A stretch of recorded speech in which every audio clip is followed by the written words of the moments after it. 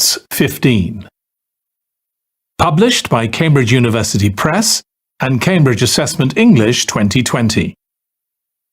This recording is copyright. Test 1. This is the IELTS listening test. You will hear a number of different recordings and you will have to answer questions on what you hear. There will be time for you to read the instructions and questions, and you will have a chance to check your work. All the recordings will be played once only. The test is in 4 parts. At the end of the test, you will be given 10 minutes to transfer your answers to the answer sheet. Now turn to Part 1.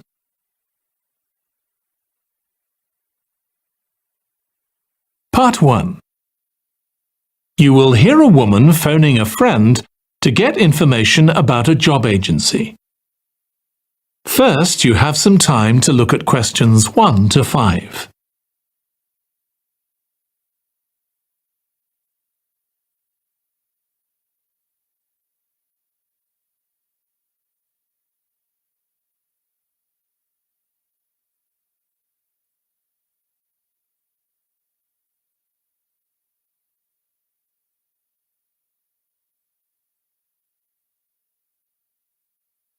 Now listen carefully and answer questions 1 to 5.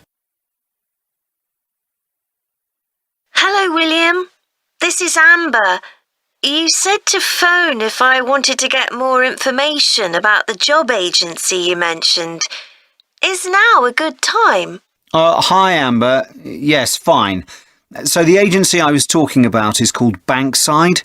They're based in Docklands. I can tell you the address now. 497 East Side. OK, thanks. So is there anyone in particular I should speak to there? The agent I always deal with is called Becky Jameson. Let me write that down. Becky Jameson. Jameson.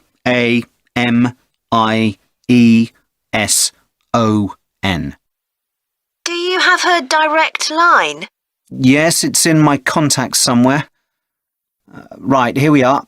07866 510 333. I wouldn't call her until the afternoon if I were you. She's always really busy in the morning trying to fill last-minute vacancies.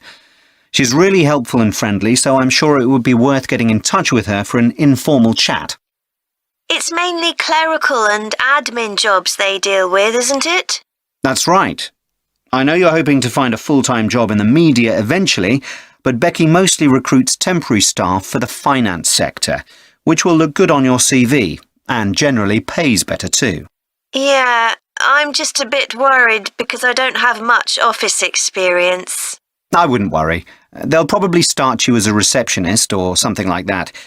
So what's important for that kind of job isn't so much having business skills or knowing lots of different computer systems, it's communication that really matters, so you'd be fine there. And you'll pick up office skills really quickly on the job. It's not that complicated. OK, good.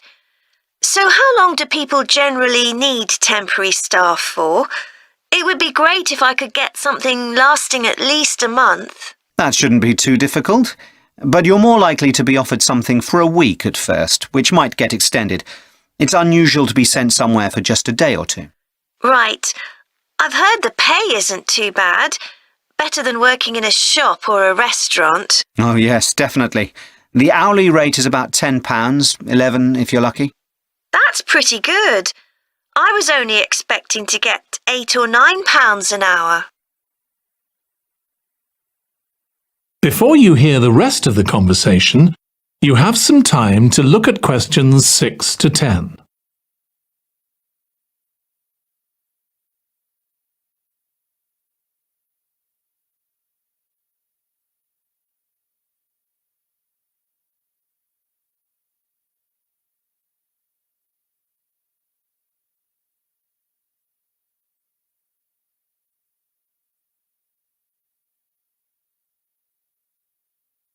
Now listen and answer questions 6 to 10. Do you want me to tell you anything about the registration process? Yes, please. I know you have to have an interview. The interview usually takes about an hour, and you should arrange that about a week in advance. I suppose I should dress smartly if it's for office work. I can probably borrow a suit from Mum. Good idea. It's better to look too smart than too casual. Will I need to bring copies of my exam certificates or anything like that? No, they don't need to see those, I don't think. What about my passport? Oh yes, they will ask to see that. OK. I wouldn't get stressed about the interview, though. It's just a chance for them to build a relationship with you, so they can try and match you to a job which you'll like. So there are questions about personality that they always ask candidates, fairly basic ones, and they probably won't ask anything too difficult, like what your plans are for the future. Hope not. Anyway, there are lots of benefits to using an agency. For example, the interview will be useful because they'll give you feedback on your performance so you can improve next time. And they'll have access to jobs which aren't advertised. Exactly. Most temporary jobs aren't advertised. And I expect finding a temporary job this way takes a lot less time. It's much easier than ringing up individual companies. Yes, indeed. Well, I think I've covered everything. That is the end of part 1. You now have 1 minute to check your answers to part 1.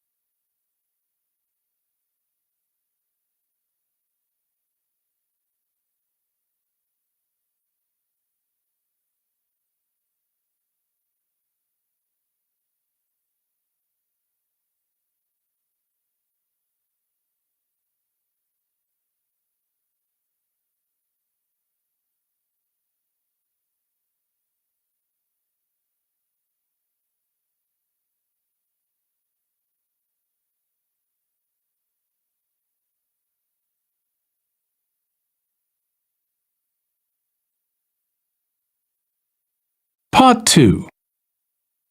You will hear a woman giving a presentation about a holiday on an island in Britain that her company organises.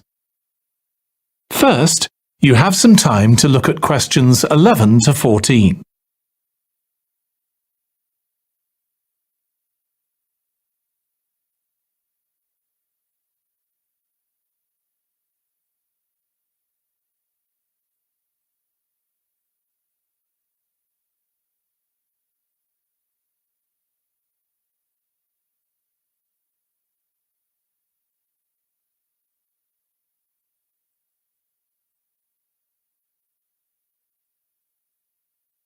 Now listen carefully and answer questions 11 to 14.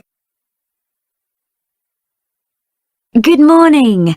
My name's Erica Matthews and I'm the owner of Matthews Island Holidays, a company set up by my parents. Thank you for coming to this presentation in which I hope to interest you in what we have to offer. We're a small family-run company and we believe in the importance of the personal touch. So we don't aim to compete with other companies on the number of customers. What we do is build on our many years' experience, more than almost any other rail holiday company, to ensure we provide perfect holidays in a small number of destinations, which we've got to know extremely well. I'll start with our 6-day Isle of Man holiday.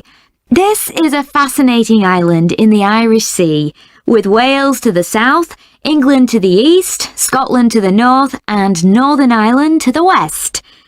Our holiday starts in Heysham, where your tour manager will meet you, then you'll travel by ferry to the Isle of Man. Some people prefer to fly from Luton instead, and another popular option is to go by train to Liverpool and take a ferry from there. You have 5 nights in the hotel, and the price covers 5 breakfasts and dinners, and lunch on the 3 days when there are organised trips. Day 4 is free, and most people have lunch in a cafe or restaurant in Douglas. The price of the holiday includes the ferry to the Isle of Man, all travel on the island, the hotel, and the meals I've mentioned.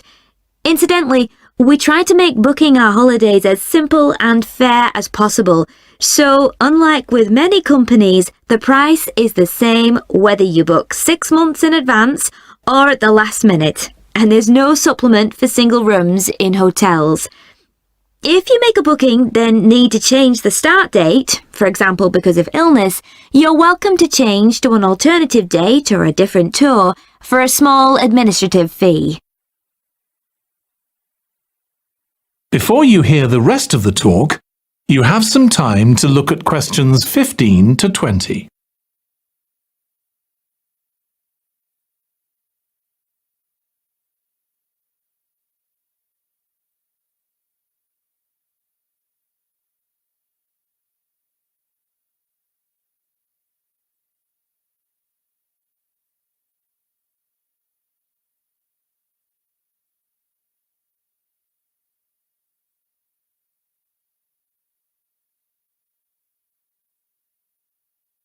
Now listen and answer questions 15 to 20.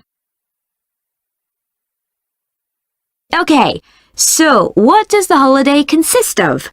Well, on day 1, you'll arrive in time for a short introduction by your tour manager, followed by dinner in the hotel. The dining room looks out at the river, close to where it flows into the harbour, and there's usually plenty of activity going on. On day 2, you'll take the coach to the small town of Peel, on the way calling in at the Tynwald exhibition. The Isle of Man isn't part of the United Kingdom, and it has its own parliament called Tynwald. It's claimed that this is the world's oldest parliament that's still functioning, and that it dates back to 979. However, the earliest surviving reference to it is from 1422, so perhaps it isn't quite as old as it claims. Day 3, we have a trip to the mountain Snaefell. This begins with a leisurely ride along the promenade in Douglas in a horse-drawn tram. Then you board an electric train which takes you to the fishing village of Laxey. From there, it's an 8-kilometre ride in the Snaefell Mountain Railway to the top. Lunch will be in the cafe, giving you spectacular views of the island. Day 4 is free for you to explore, using the pass which we'll give you. So you won't have to pay for travel on local transport or for entrance to the island's heritage sites. Or you might just want to take it easy in Douglas and perhaps do a little light shopping. The last full day, day 5, is for some people the highlight of the holiday, with a ride on the steam railway from Douglas to Port Erin. After some time to explore, a coach will take you to the headland that overlooks the Calf of Man, a small island just off the coast. From there, you continue to Castletown, which used to be the capital of the Isle of Man and its medieval castle. And on day 6, it's back to the ferry, or the airport if you flew to the island, and time to go home. Now, I'd like to tell you a bit more.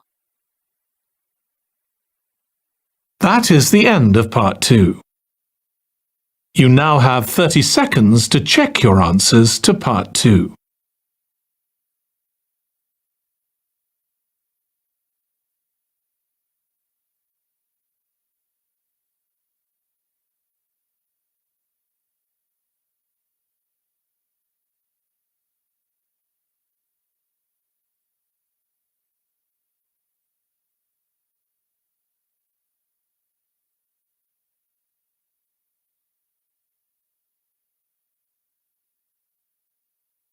Part 3. You will hear 2 psychology students discussing the effects of the order in which the children in a family are born. First, you have some time to look at questions 21 to 26.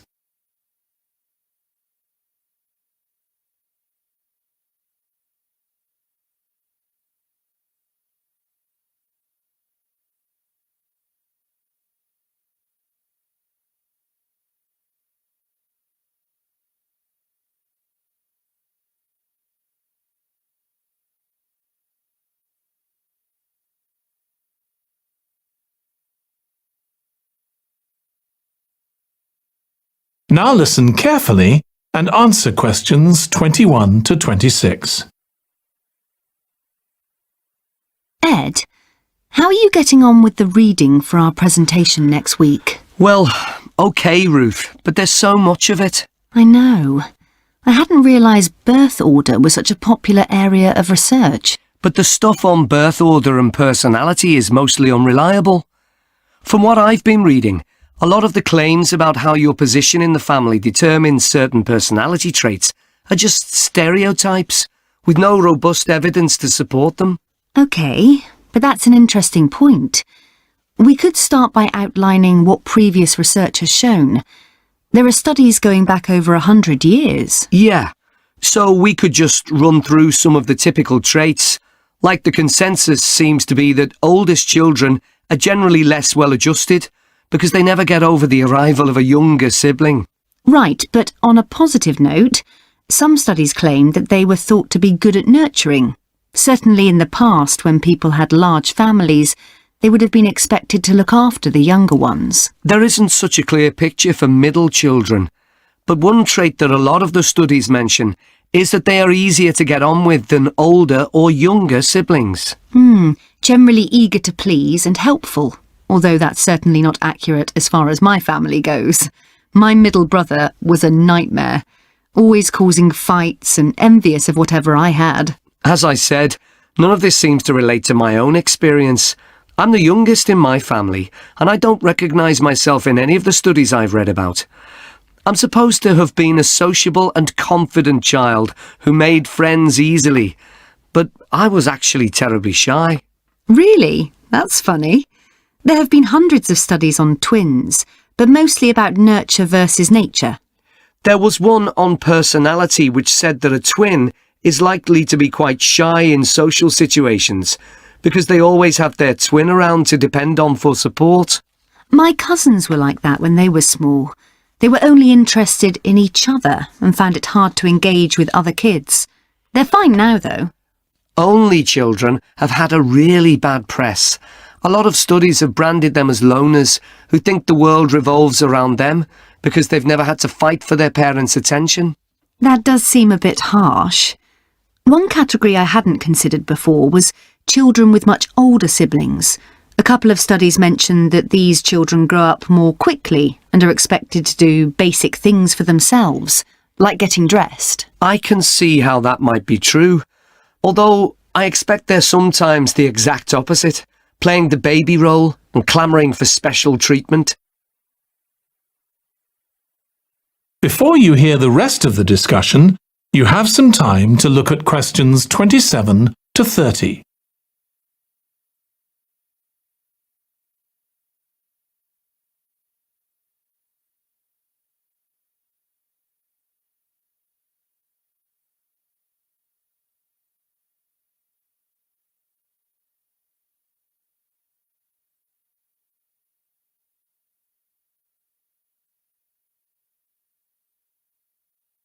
Now listen and answer questions 27 to 30. What was the problem with most of these studies, do you think?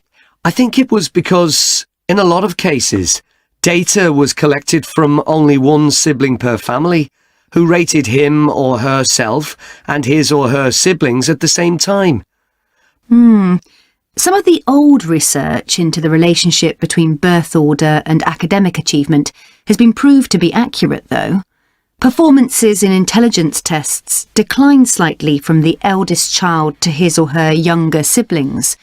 This has been proved in lots of recent studies. Yes, although what many of them didn't take into consideration was family size. The more siblings there are, the likelier the family is to have a low socio-economic status, which can also account for differences between siblings in academic performance. The oldest boy might be given more opportunities than his younger sisters, for example. Exactly. But the main reason for the marginally higher academic performance of oldest children is quite surprising, I think. It's not only that they benefit intellectually from extra attention at a young age, which is what I would have expected. It's that they benefit from being teachers for their younger siblings by verbalising processes. Right. and this gives them status and confidence, which again contributes in a small way to better performance. So, would you say sibling rivalry has been a useful thing for you? I think so. My younger brother was incredibly annoying, and we fought a lot, but I think this has made me a stronger person. I know how to defend myself. We had some terrible arguments, and I would have died rather than apologise to him. But we had to put up with each other, and most of the time we coexisted amicably enough. Yes, my situation was pretty similar. But I don't think having two older brothers made me any less selfish. I was never prepared to let my brothers use any of my stuff. That's perfectly normal, whereas sometimes... That is the end of part 3. You now have 30 seconds to check your answers to part 3.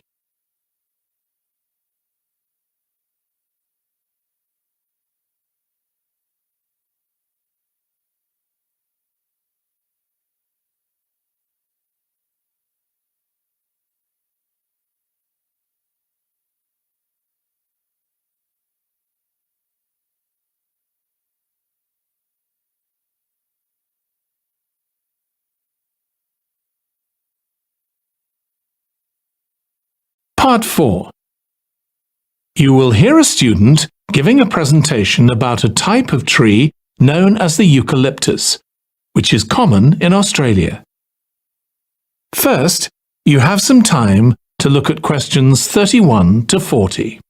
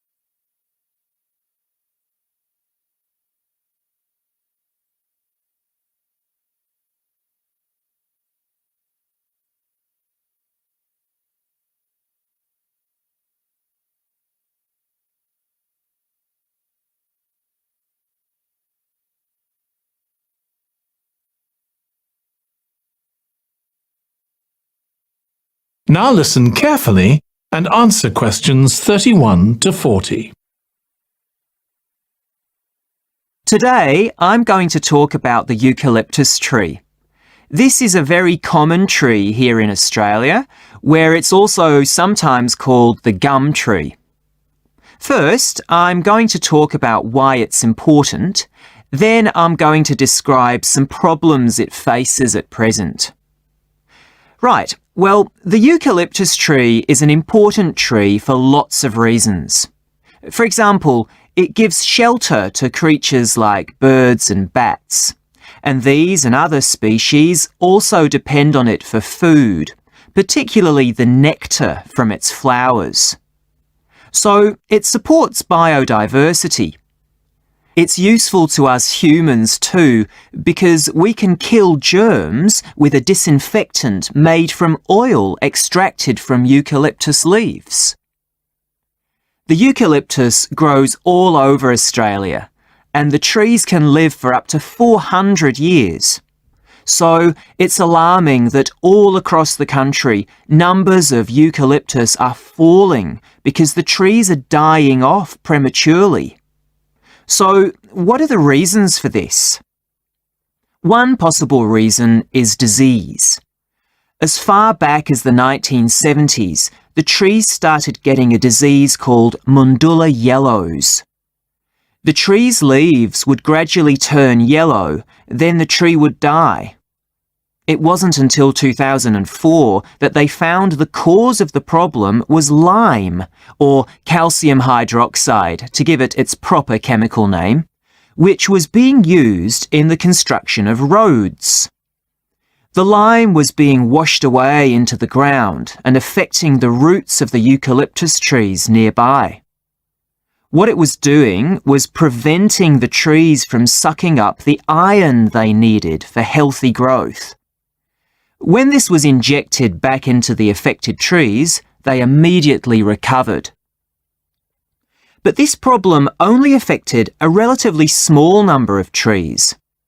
By 2000, huge numbers of eucalyptus were dying along Australia's east coast of a disease known as bell miner-associated dieback. The bell miner is a bird, and the disease seems to be common where there are high populations of bell miners. Again, it's the leaves of the trees that are affected.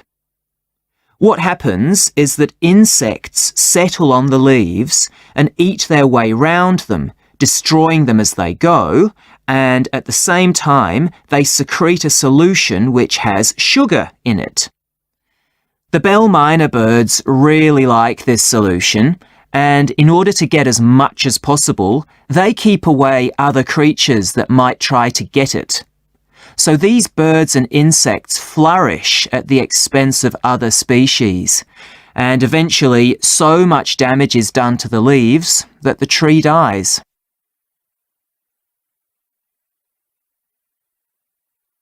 But experts say that trees can start looking sick before any sign of bell miner-associated dieback. So it looks as if the problem might have another explanation. One possibility is that it's to do with the huge bushfires that we have in Australia. A theory proposed over 40 years ago by ecologist William Jackson is that the frequency of bushfires in a particular region affects the type of vegetation that grows there. If there are very frequent bushfires in a region, this encourages grass to grow afterwards, while if the bushfires are rather less frequent, this results in the growth of eucalyptus forests. So why is this? Why do fairly frequent bushfires actually support the growth of eucalyptus? Well, one reason is that the fire stops the growth of other species which would consume water needed by eucalyptus trees. And there's another reason. If these other quick-growing species of bushes and plants are allowed to proliferate, they harm the eucalyptus in another way by affecting the composition of the soil and removing nutrients from it. So some bushfires are actually essential for the eucalyptus to survive as long as they are not too frequent. In fact, there's evidence that Australia's Indigenous people practiced regular burning of bushland for thousands of years before the arrival of the Europeans. But since Europeans arrived on the continent, the number of bushfires has been strictly controlled. Now, scientists believe that this reduced frequency of bushfires to low levels has led to what's known as dry rainforest, which seems an odd name as usually we associate tropical rainforest with wet conditions. And what's special about this type of rainforest? Well, unlike tropical rainforest, which is a rich ecosystem, this type of ecosystem is usually a simple one. It has very thick, dense vegetation, but not much variety of species. The vegetation provides lots of shade, so one species that does find it ideal is the bell miner bird, which builds its nests in the undergrowth there. But again, that's not helpful for the eucalyptus tree. That is the end of part 4. You now have 1 minute to check your answers to part 4.